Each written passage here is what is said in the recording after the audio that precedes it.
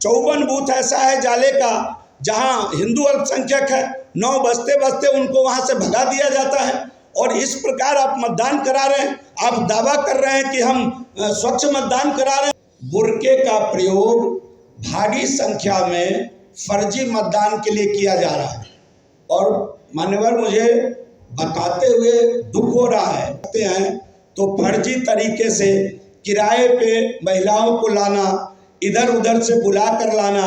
मुझे आश्चर्य तो तब हुआ कि 18-19 बरस की बेटियों को दूसरे को जिताने के लिए लोग लाइन में लगा दिए।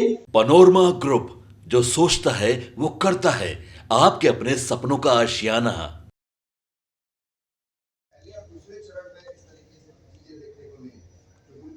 अभी तक पहले दूसरे नहीं, मैं तो 5 चरण का बात कर रहा हूं महोदय।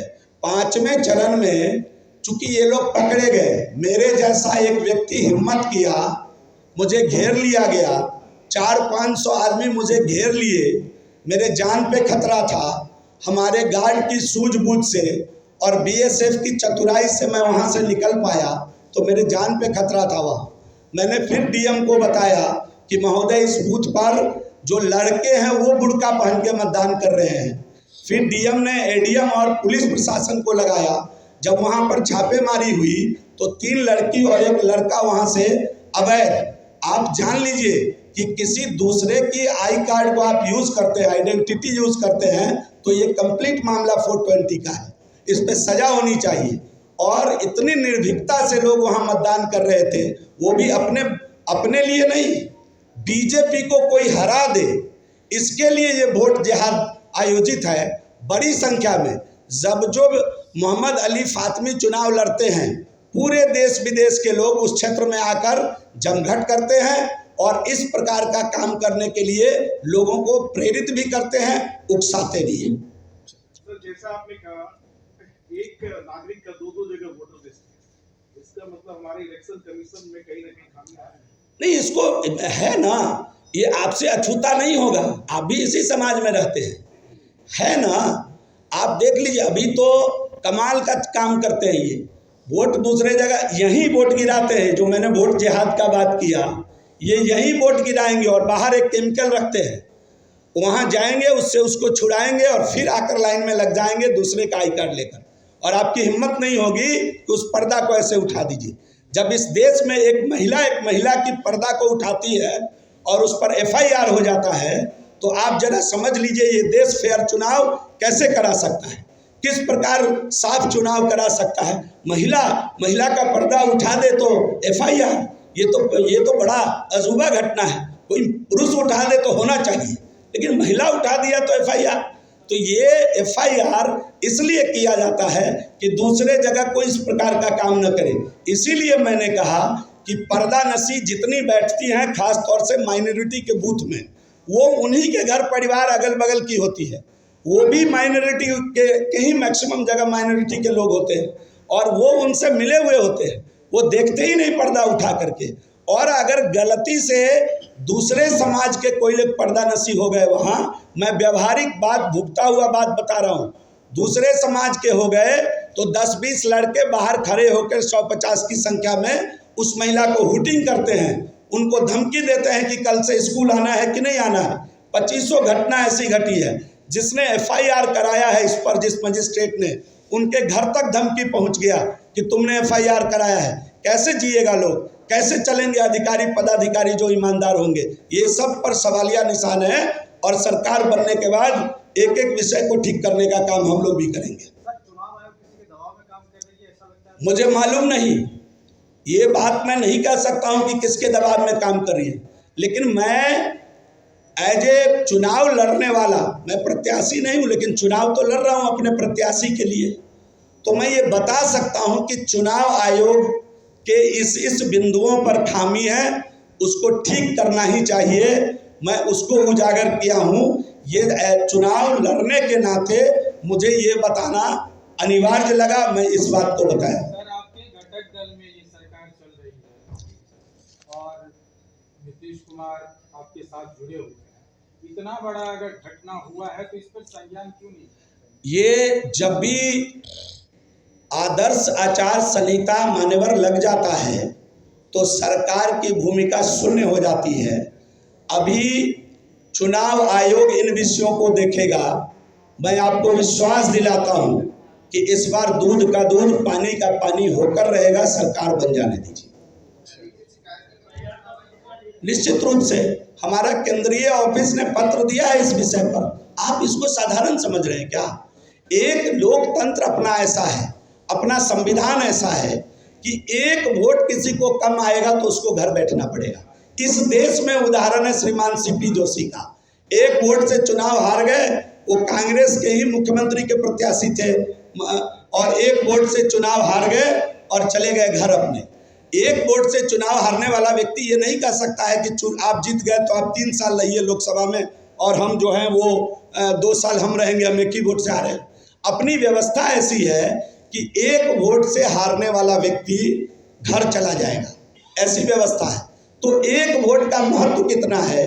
अगर कोई एक फर्जी वोट डाल गया और उस कारण से एक जेन्युइन प्रत्याशी चुनाव हार गया तो क्या इसको केवल 420 के दायरे में रखना चाहिए?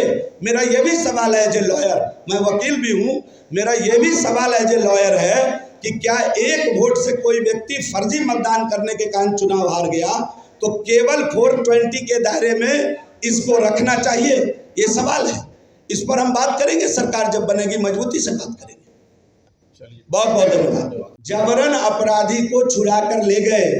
हम तो कहते कि थाना को एक तरीके से, थाने से अपराधी को अपराधियों ने लूट लिया, थाने से अपराधी को अपराधियों ने लूट लिया। और इस पर मैं, ये सच है कि प्रशासन सख्त है, बट अभी तक सारे के सारे नामजद अभियुक्त भी नहीं पकड़े गए हैं। मैं चुनाव आयोग से मांग करता हूं कि इस प्रकार के वोटों को, बूथों को चिन्हित करें और कम से कम आगामी जो 2 चरण का मतदान है उसमें पर्दानशी के साथ साथ आप जरूर पुलिस कांस्टेबल को लगाइए। भाई माधवीलता ने क्या कर दिया था, आप सभी ने देखा होगा। एक महिला ने महिला का पर्दा उठा दिया तो उस पर FIR हो गया। भाई हम फर्जी वोट डालने की इजाज़त दे दें तो आप अच्छे हैं। और पहली सरकार होगी ये NDA की सरकार जिसने सबका साथ सबका विकास लेकर काम किया। मैं छोड़ दीजिए दूसरे जगह की बात, मैं जाले की बात आपको बताना चाहता हूं कि जिनके लिए ये जान देने का काम करते हैं मतदान में, इनके गांव का सड़क वो नहीं बनाए, हमने बनाया। जब NDA की सरकार आई तब इनके गांव की सड़क बनी। जब NDA की सरकार आई तब इनके घर बिजली पहुंचा। जब NDA की सरकार आई तब इनके घर मुफ्त का अनाज पहुंचा। जब NDA की सरकार आई तब इनके घर गैस का चूल्हा पहुंचा। जब NDA की सरकार आई तो इनके लिए सबका साथ सबका विकास का काम किया। एक एक सुविधा आपके घर हमने पहुंचाया। लेकिन जब वोट आए तो आप वोट जिहाद करिए। हम किस प्रकार हारे, आप इस प्रकार की व्यवस्था करिए। लोकतंत्र का हत्या हो रहा है और मैं चुनाव आयोग को चुनौती देना शब्द चुनाव आयोग के लिए ठीक नहीं होगा, लेकिन मैं आगाह भी करना चाहता हूं और स्पष्ट शब्दों में बताना चाहता हूं कि आगे के 2 चरण में अगर आपने संज्ञान नहीं लिया, अगर आप पर्दानशी के साथ, अगर आपने कांस्टेबल नहीं लगाया पर्दा हटाने के लिए, तो इसका मतलब है कि बोगस वोटिंग में कहीं ना कहीं आपके द्वारा, आपके सिस्टम के द्वारा, आपके तंत्र के द्वारा सहयोग किया जा रहा है। महोदय, मेरे जान पर खतरा हो गया 85 नंबर बूथ पर, जहां से लोग पकड़े गए हैं। केवल मुस्लिम बस्ती है। आज तक कोई विधायक या विधायक कैंडिडेट, विधायक का प्रत्याशी उन बूथों पर नहीं जाता था। जो मन में आए करते थे। 70% वोट गिराते थे। 27 बूथ में कोई प्रत्याशी आज तक घुसने का काम नहीं किया। 54 बूथ ऐसा है जाले का जहां हिंदू अल्पसंख्यक है, 9 बजते बजते उनको वहां से भगा दिया जाता है। और इस प्रकार आप मतदान करा रहे हैं, आप दावा कर रहे हैं कि हम स्वच्छ मतदान करा रहे हैं। आपको अध्ययन करना चाहिए और इस पर कहीं ना कहीं आपकी क्रिया और प्रतिक्रिया आनी चाहिए। अभी तक 24 नामजद क्यों घूम रहे हैं, इसकी चिंता आपको करनी चाहिए।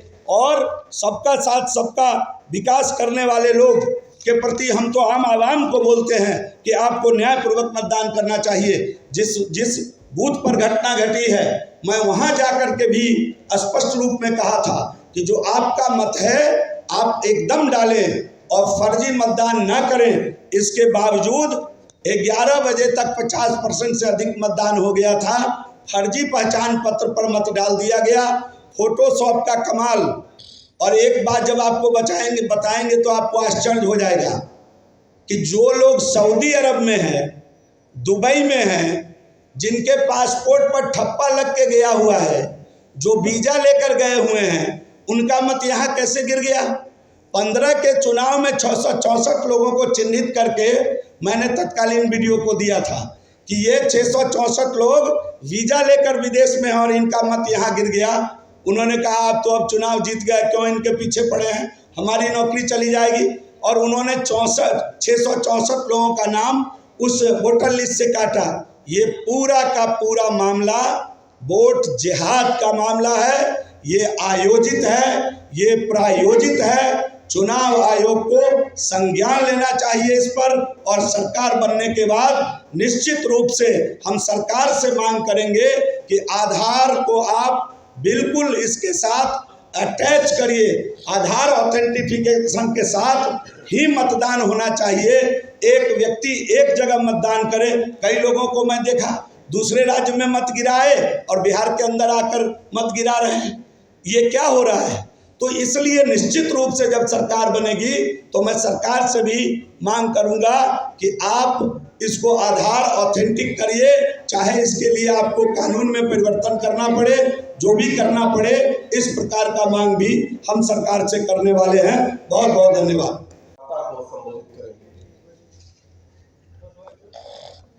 धन्यवाद।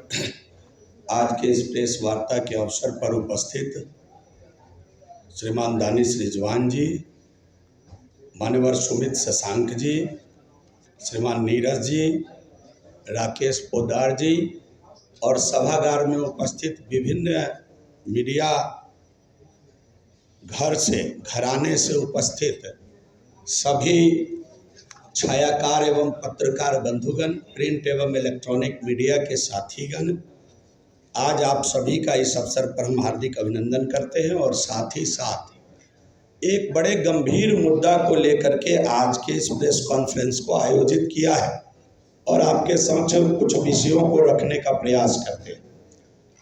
आप सभी को मालूम है कि इस समय कांग्रेस पार्टी के द्वारा और एनडीए के विरुद्ध जिस प्रकार का ये जो अपना वोट जिहाद है, पूरे देश के अंदर वोट जिहाद फैलाने का काम चल रहा है, उसका जीता जागता उदाहरण अभी मधुबनी लोकसभा के जाले विधानसभा में मिला कि बुर्के के आड़ में जिस प्रकार भारी संख्या में फर्जी मतदान किया जा रहा है, इसको लेकर के पूरे देश को चिंतित होना चाहिए।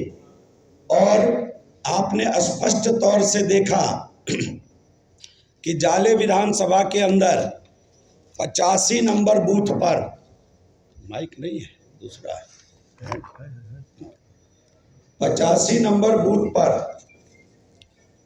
ये हकानिया मदरसा देवरा बंधौली दक्षिण भाग आता है, ये बूथ, उस पर बुर्का पहन करके फर्जी संख्या में सुबह से ही भारी संख्या में मतदान हो रहा था। और जब इसकी शिकायत जिला अधिकारी से की गई तो वहाँ जब जांच पड़ताल किया गया तो 3 महिला बुर्के में फर्जी मतदान करते बूथ पर पकड़ी गई। एक जेंट्स दूसरे के आई कार्ड पर मतदान करते पकड़े गए। अब दूसरे की आइडेंटिटी यूज करके मतदान करना ये 420 का मामला है। इसमें सीधा FIR बनता है। इसमें 178 भी लगना चाहिए, 120B भी लगना चाहिए। और इस प्रकार के धाराओं के तहत जब FIR दर्ज होगा तब मामला अनुसंधान में जाएगा। लेकिन स्पष्ट है कि जाले विधानसभा ही नहीं, देश के पूरे देश के अंदर जितने मुस्लिम बहुल इलाके हैं, खुल करके बुर्के का प्रयोग भारी संख्या में फर्जी मतदान के लिए किया जा रहा है। और मान्यवर, मुझे बताते हुए दुख हो रहा है कि जो पर्दा नशी चुनाव आयोग के द्वारा वहाँ बिठाया जाता है, कई बूथों पर पर्दा नशी के साथ भी मिसबिहेव किया जाता है। मेरे यहाँ 27 बूथ जाले विधानसभा में ऐसा है कि जहाँ हिंदू वोटर है ही नहीं, पर्दा नशी को भी, पर्दा नशी महिला होती है, महिला के द्वारा भी बुर्का उठाने पर आपत्ति व्यक्त किया जाता है। बाकी बचे हुए फेज में मैं चुनाव आयोग से मांग करता हूं कि आप पर्दा नशी के साथ लेडीज कांस्टेबल लगाइए। बिहार की सरकार, एनडीए की सरकार, माननीय नीतीश कुमार जी के नेतृत्व वाली सरकार ने 35% बेटियों को नौकरी देने का काम पुलिस के अंदर किया है। आप उनको बिठाकर क्यों रखे हुए हैं? आप पर्दा नशी के साथ उनको भी सुरक्षा दीजिए। 95 नंबर बूथ पर हमारे यहाँ पर्दा नशी के साथ धक्का मुक्की कर दिया। वहाँ नोरमा ग्रुप, जो सोचता है वो करता है। अगर ये वीडियो पसंद आई और वह बिहार के राजनीति और बिहारियत से सरोकार रखेनी तो सब्सक्राइब बटन दबा के चैनल के सब्सक्राइब कर ली। ओजे एगो घंटी बा, ओकरा बटन दबा देला से कुल सटीक और मारक खबर रुआ मुफ्त में मिल जाई।